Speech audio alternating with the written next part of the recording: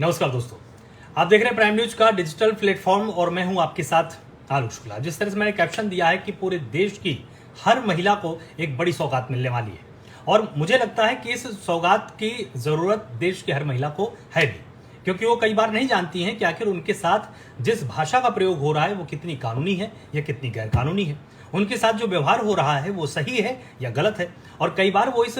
भ्रांति की स्थिति में रहती हैं, यानी वो इतनी कंफ्यूज रहती हैं कि आखिर इस बात के खिलाफ, इस शब्द के खिलाफ मैं आवाज उठाऊं या ना उठाऊं। लेकिन अब भारत के चीफ जस्टिस यानी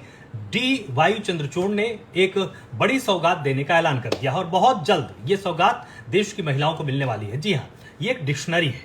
ये वो डिक्शनरी है जो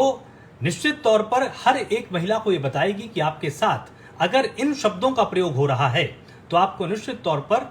या तो उनकी कंप्लेन करनी चाहिए या फिर आपको आवाज उठानी चाहिए या फिर आपको सामने वाले को तुरंत रोक देना चाहिए कि आप इस तरह के शब्दों का इस्तेमाल मेरे साथ नहीं कर सकती हैं। आप सबको अच्छी तरह से याद होगा कि अगर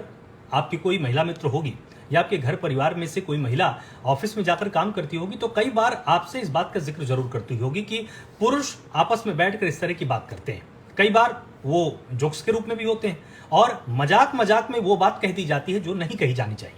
और ये सामना ज्यादातर महिलाएं करती ही करती हैं। इसी का जिक्र चीफ जस्टिस ने किया है और चंद्रचूड़ जी ने यह बात कहते हुए साफ तौर पर कहा कि कई बार जजों के द्वारा भी इस तरह के शब्दों का इस्तेमाल अपने फैसलों में किया गया है। बहुत ही गंभीर बात उन्होंने कही और इस डिक्शनरी का मकसद ये नहीं है कि तमाम जजों के जो फैसले थे जिनमें तरह तरह के शब्दों का इस्तेमाल किया गया उनको कंपाइल करके जब ये डिक्शनरी बनाई गई तो उन जजों को नीचा नहीं दिखाना है, लेकिन जरूरत थी, क्योंकि अगर आप वास्तव में एक पूर्ण सभ्य समाज बनना चाहते हैं तो आपको उन शब्दों को तिलांजलि देनी ही होगी जो महिलाओं के लिए अशोभनीय है। और कई बार लोग कुछ शब्दों को सुनकर हंस जरूर लेते हैं, लेकिन जब उनके घर की किसी महिला के साथ इस तरह के शब्दों का इस्तेमाल कोई करता है तो फिर आग बबूला होते हैं। इसलिए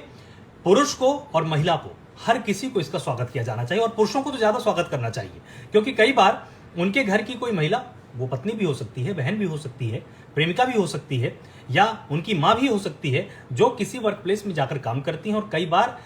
कुछ ऐसे शब्दों का उनको सामना करना पड़ता है जो बिल्कुल अशोभनीय है। और अब जब ये डिक्शनरी सामने आ जाएगी, हालांकि इसमें कलकत्ता हाई कोर्ट की जो सदस्य हैं उन्होंने इसमें महत्वपूर्ण भूमिका निभाई है, कुछ प्रोफेसर ने भी इसमें महत्वपूर्ण भूमिका निभाई है और इसमें जो सबसे ज्यादा भूमिका है वो कलकत्ता हाई कोर्ट की मौसमी भट्टाचार्य का है। इन्होंने तमाम जजों के फैसलों से उन शब्दों को उठाया, ढूंढा, कंपाइल किया और अब एक डिक्शनरी के रूप में महिलाओं को ये सौगात दी जाएगी। इसमें उन तमाम शब्दों को शामिल किया गया है जो कि अशोभनीय तो है ही और वो कानून की लिहाज से भी सही नहीं है। कई बार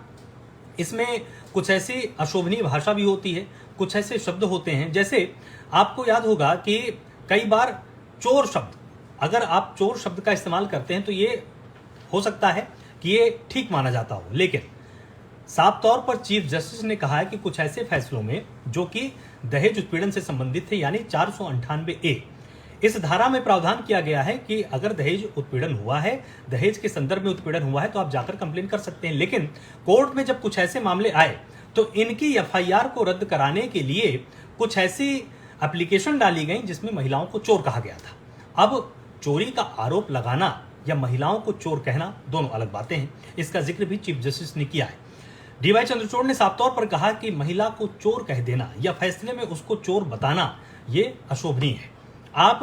के पास अगर सबूत हैं, आप उन सबूतों को इकट्ठा कीजिए, लेकिन सिर्फ प्राथमिकी रद्द कराने के लिए आप इस तरह के शब्दों का इस्तेमाल नहीं कर सकते। साथ ही रखेल शब्द का इस्तेमाल कई बार फैसलों में किया गया था, जो कोर्ट के फैसले थे उनमें रखेल शब्द का इस्तेमाल किया गया था। इसकी भी निंदा यहां पर चीफ जस्टिस ने की है कि यह शब्द किसी भी महिला के लिए इस्तेमाल नहीं होना चाहिए। इसी तरह के शब्दों की एक पूरी टेबल बनाई गई है और कई बार वर्क प्लेस में भी, मतलब जहां पर भी कोई महिला काम करती है, जोक्स के बहाने कुछ ऐसे शब्दों का इस्तेमाल बगल में बैठा हुआ व्यक्ति कर देता है कि वो अपोज नहीं कर पाती, वो खुलकर बोल नहीं पाती है। लेकिन जब ये डिक्शनरी आएगी, महिलाएं इसको पढ़ेंगी तो उनको इस बात का कम से कम बोध तो रहेगा कि जो शब्द मेरे लिए इस्तेमाल किए जा रहे हैं या मेरे साथ बैठा हुआ व्यक्ति जिन शब्दों का इस्तेमाल कर रहा है वो मेरे सामने नहीं कर सकता है। इसका जिक्र भी उन्होंने किया और मुझे बहुत अच्छा लगा, क्योंकि चीफ जस्टिस ने जिस अंदाज से या जिस भाव से इस बात को पेश किया है वो निश्चित तौर पर पूरे भारत के लिए, पूरे देश के लिए स्वागत योग्य है। और इसका स्वागत महिलाएं तो करें ही करें, मेरे हिसाब से पुरुषों को इसका स्वागत सबसे ज्यादा करना चाहिए, क्योंकि कई बार उनके घर की जो महिलाएं हैं जो बाहर काम करती हैं, वो प्राइवेट सेक्टर में भी हो सकता है और वो गवर्नमेंट सेक्टर में भी हो सकता है, उनके साथ कई बार ऐसे शब्दों का इस्तेमाल हो जाता है कि अब देखिए हर चीज की कंप्लेन नहीं हो सकती है, लेकिन अगर महिलाओं को इस बात की जानकारी रहेगी कि जिस शब्द का प्रयोग उनके सामने किया गया है या जिस शब्द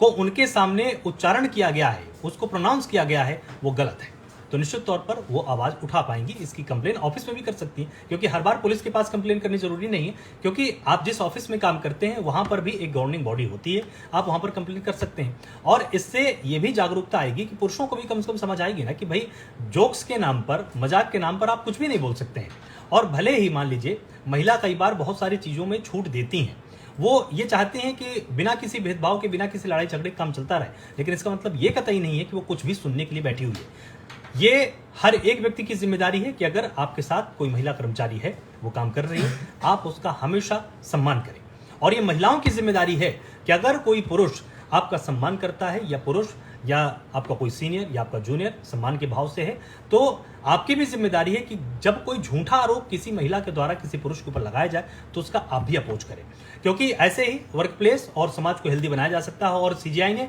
जिस डिक्शनरी का जिक्र किया है वो बहुत जल्द अब पब्लिश की जाएगी, लोगों के बीच में उसको प्रसारित किया जाएगा, उसको प्रचारित किया जाएगा, क्योंकि लगभग वो तैयार हो चुकी है। तमाम विधि के विशेषज्ञों ने या विधि के जानकारों ने इसको तैयार किया है। जो सुप्रीम कोर्ट के, हाई कोर्ट के जजमेंट हैं, उनमें भी अगर आपत्तिजनक शब्दों का इस्तेमाल हुआ है, उनको भी इसमें लिया गया है। और साथ ही ऑफिस के अंदर ये समाज में जो भी आपत्तिजनक शब्द हैं, उनको भी इसमें शामिल किया गया है। और ये गाली गलौज से रिलेटेड नहीं है शब्दावली, ये वो शब्दावली है जो कई बार आप भी बोल जाते होंगे और आपको पता नहीं लगता होगा, लेकिन कानून की नजर में ये शब्द सही नहीं है। इसकी जानकारी महिलाओं को होगी और निश्चित तौर पर यह बहुत बड़ा तोहफा है, क्योंकि विधि के आधार पर, कानून के लिहाज से अगर महिला साक्षर होगी तो निश्चित तौर पर ऑफिस का माहौल और भी बेहतर होगा। वो जानती होगी कि आखिर किस बात का उसको विरोध करना है, या अगर उसका कोई भी पुरुष मित्र या उसके साथ का कोई भी पुरुष सहकर्मी मजाक के नाम पर, जोक्स के नाम पर अगर कुछ भी परोस रहा है तो उस पर भी वो रोक लगा सकती है। तो बहुत बहुत शुक्रिया आप सभी का मेरे साथ जुड़ने के लिए। मेरे साथ रमेश चंद्रा यहाँ पर जुड़े हुए थे, बहुत स्वागत है आपका। मेरे साथ बबलू सिंह थे यहाँ पर जुड़े हुए, और इसके साथ ही आप सबसे भी मैं अपील करूंगा, संतोष दुबे थे मेरे साथ, और राही शर्मा, विक्की आनंद, कपिल जी हेलो बोल रहे हैं। हेलो कपिल जी, आप कैसे हैं? मैं बिल्कुल ठीक हूं और आशा करता हूं आप भी बेहतर होंगे। आप सबको मैं यही एक जानकारी शेयर कर रहा था कि एक डिक्शनरी आने वाली है जिसमें कि आपत्तिजनक शब्दों के संदर्भ में एक पूरी सूची होगी, और वो सूची सिर्फ और सिर्फ ये नहीं है कि महिलाओं को क्या नहीं बोलना चाहिए, या कि मतलब महिलाओं के लिए किन शब्दों का इस्तेमाल नहीं होना चाहिए, साथ ही इसमें उन शब्दों का भी जिक्र है जो कि कोर्ट के जजमेंट्स में शामिल किए गए थे, और इसकी टेबल जारी की गई है, और इसमें बताया जाएगा कि इन शब्दों को बिल्कुल ही अनुचित माना जाता है और इसीलिए इन शब्दों का प्रयोग नहीं होना चाहिए। महिलाओं को भी इसका स्वागत करना चाहिए, और क्योंकि आप सबके परिवार की भी अधिकतर महिलाएं कामकाजी महिलाएं होंगी, वो निश्चित तौर पर कहीं बाहर जाती होंगी, काम करती होंगी, या मान लीजिए कोई पढ़ने ही जाती है किसी कॉलेज में, तो उनको भी इस बात की जानकारी रहे कि अगर कोई पुरुष या उनका कोई दोस्त मजाक के नाम पर, जोक्स के नाम पर इस तरह के शब्दों का प्रयोग करता है तो उसको रोक सकती हैं कि भाई इस तरह के शब्दों का प्रयोग मेरे सामने नहीं चलेगा। और इसी से ही एक स्वस्थ समाज का निर्माण होता है। तो महिला और पुरुष निश्चित तौर पर जागरूक होकर, कानून के लिहाज से जब जागरूक होते हैं, तभी और भी स्वस्थ समाज को बनाया जा सकता है, और भी स्वस्थ वातावरण किसी भी ऑफिस में या कार्य क्षेत्र में बनाया जा सकता है। तो इसी तरह से लगातार जुड़े रहिए प्राइम न्यूज के साथ, क्योंकि हर एक छोटी बड़ी खबर हम आपको यहाँ पर बताते हैं, और अगर आप सब जागरूक रहते हैं तो निश्चित तौर पर पूरे समाज का भला ही होता है। महिलाएं भी जागरूक रहें और पुरुष भी जागरूक रहें। अगर आपके साथ भी, मैं यहाँ पर सिर्फ महिलाओं की बात नहीं कर रहा हूँ, अगर पुरुषों को भी लगता है कि कोई उनके ऊपर अनुचित आरोप लगा रहा है,